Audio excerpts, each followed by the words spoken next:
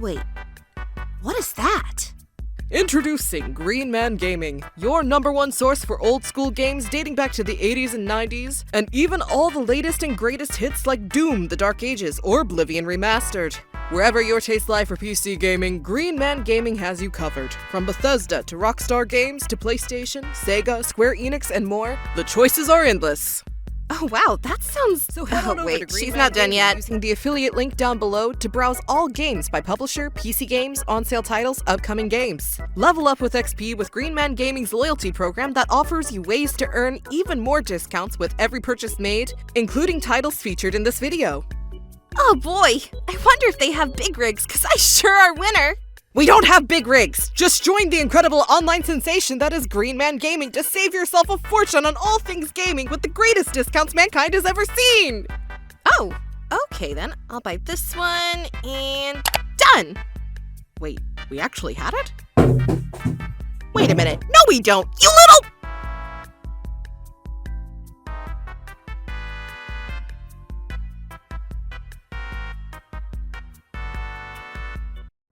Thank you to Green Man Gaming and Game Freak for providing me the game to make this review possible.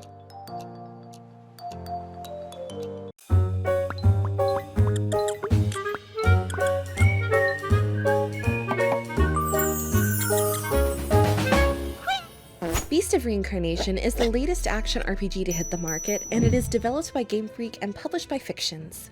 With the action RPG market actually being pretty stacked lately with good, bad, or even mediocre games filling out the genre, Game Freak has decided to step out of their comfort zone and give it a try themselves.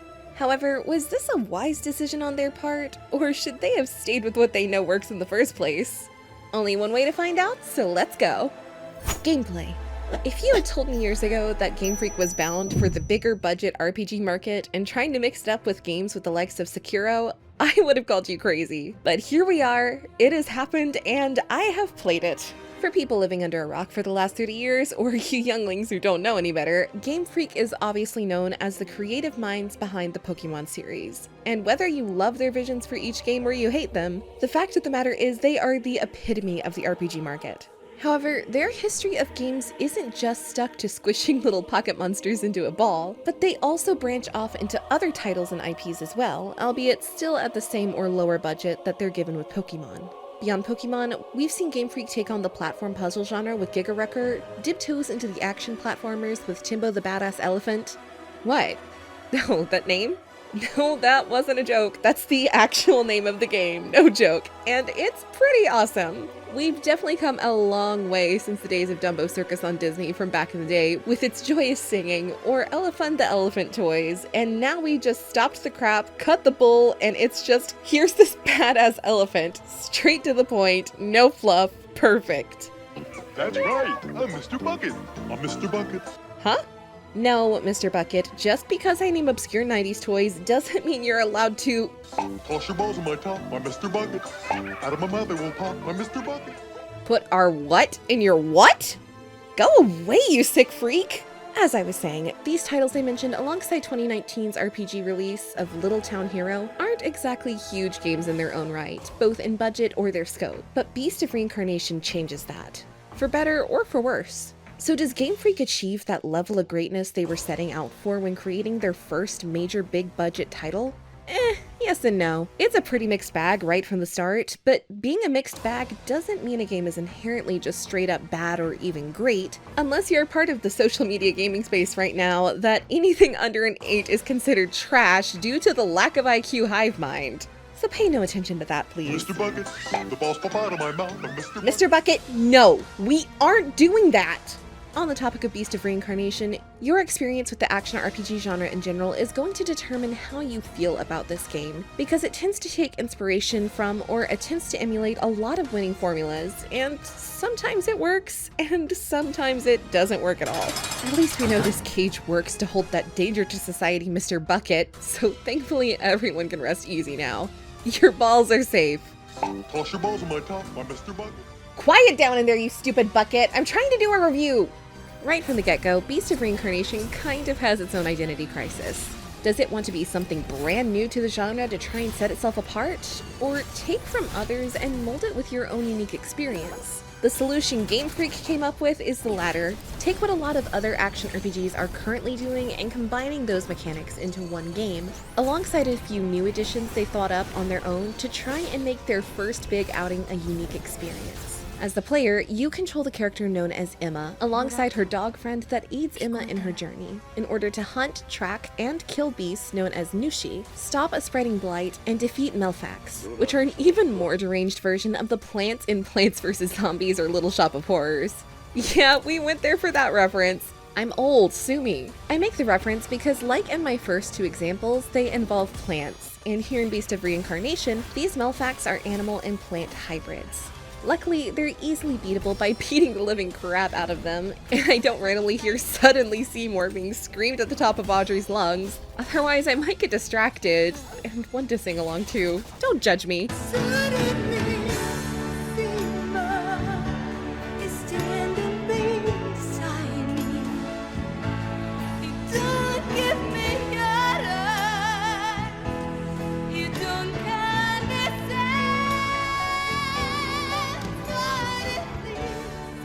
Honestly, just from the description alone with the blights and the Melfax, and having to clear and clean up nature by killing them, this sounds an awful lot like South of Midnight by Compulsion Games, where you must defeat enemies to clear out the plague that's infected the world. So right off the bat, I'm like, okay, I've seen this story arc before, but hey, cute doggo, so I'll allow it. The only thing that sets it apart, though, is the title of the game actually being relevant and literal at the same time. Because Beast of Reincarnation is exactly that, a monster that threatens to end the world when it awakens every century to wreak havoc upon that world. Oh, wait, that's Sin from Final Fantasy X. Yeah, we're not getting into that again. I already spent an hour rambling about it earlier this year, so it's okay, you don't have to listen to my story about it again. While I did enjoy the story overall in this game, because to me the art style and world that it's trying to build here is both gorgeous and interesting, as well as makes you want to learn more about the lore itself. But having said that, the story is told in a very weird and non-immersive way, through your hub or as you wait between missions here and there, and the bigger lore drops are not directly through the actual main gameplay storyline itself. Mostly. So in order to find key moments throughout history, you're going to have to be like a raccoon digging through a dumpster for one morsel of a sandwich. Granted, the story and lore here isn't garbage by any means. I'm just saying that you have to really dig to find the most important stuff about the world, and that's very disheartening for me personally. Pacing I see as also a toss-up issue for people in regards to the story's movement. Although I personally didn't have a problem with the pacing, I can see how it will be an issue for people that just want to go from one set piece to another back to back. But I'm okay with having the action slow down here and there to be able to take in the world around me. So in that respect, it came through beautifully. It just fell a little bit short of its goal for the lore drop.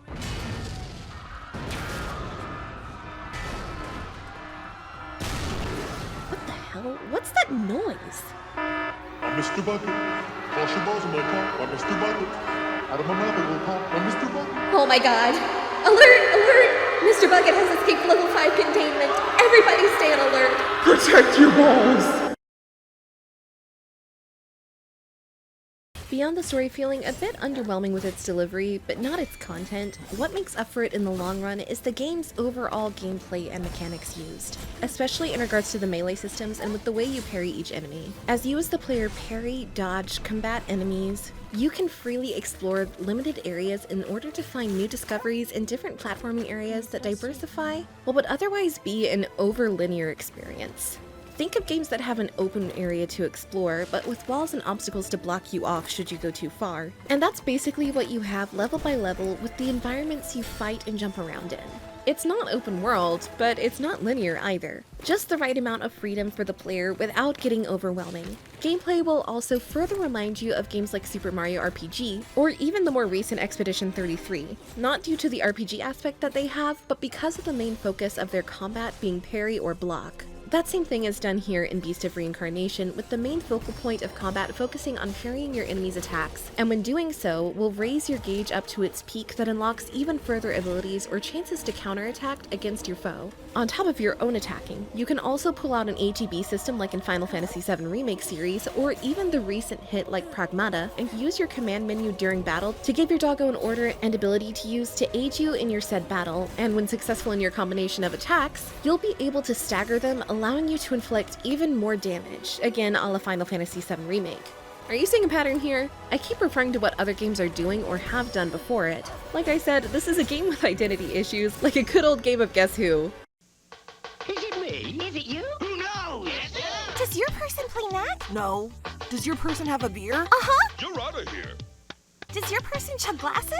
Yes. Trunk and Sam! You're trash. Bite Guess me, who? Kevin. Game cards do not actually talk. Combat evolves the further you fight too, and lets you experiment on your journey by giving you new elemental-based weapons that you can upgrade, your consumables to help during battles, and a progress system that gives you access to further combat combo attacks, should you choose to want to get even crazier with your fights. Moving from section to section with Emma's hair to grapple all over the place is also pretty fun, albeit a little bit weird, cause I just think she's going to start blurting out lyrics to I See the Light from Tangled. But hey, it's still a really cool traversal technique that works in and outside of combat, so she can go ahead and sing if she wants to.